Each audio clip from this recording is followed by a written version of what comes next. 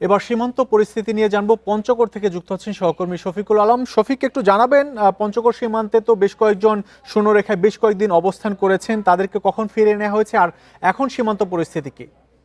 জি, দেখুন পঞ্চগড় কিন্তু তিন দিকেই ভারতীয় সীমান্ত ঘেরা। এখানে সীমান্ত 284 কিলোমিটার সীমান্ত এলাকা জুড়েই কিন্তু বিজিবি অর্থাৎ বর্ডার গার্ড বাংলাদেশ পঞ্চগড়ের তিন দিকেই কিন্তু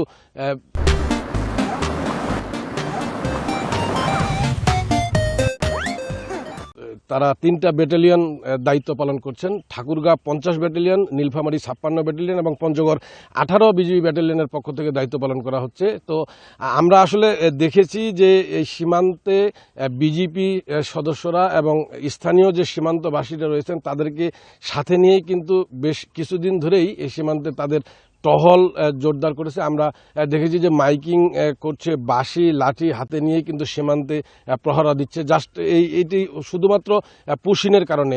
এখানে দেখা গেছে খুব সম্প্রতি কিন্তু ভারতের বিভিন্ন সীমান্ত দিয়ে পুশিনের একটা প্রবণতা দেখতে পেয়েছি। আমরা গত শুক্রবার থেকে দেখেছি যে ভারতের 10 জন মানুষকে কিন্তু এই হারিভাষা ইউনিয়নের বড়বাড়ি যে সীমান্ত আছে সেখান দিয়ে পুশিন করার চেষ্টা করা হয়েছিল। আমাদের স্থানীয় সীমান্ত অধিবাসী এবং বিজিবির সদস্যরা তাদের এই দুই দেশের সীমান্তের শূন্য রেখায় তাদের আটকিয়ে দেন এবং সেখানে কিন্তু তারা 3 দিন অমানবিক অবস্থান করছিলেন। তাদের খাওয়ার সমস্যা ছিল, তাদের আসলে নানা রকম সমস্যা ছিল।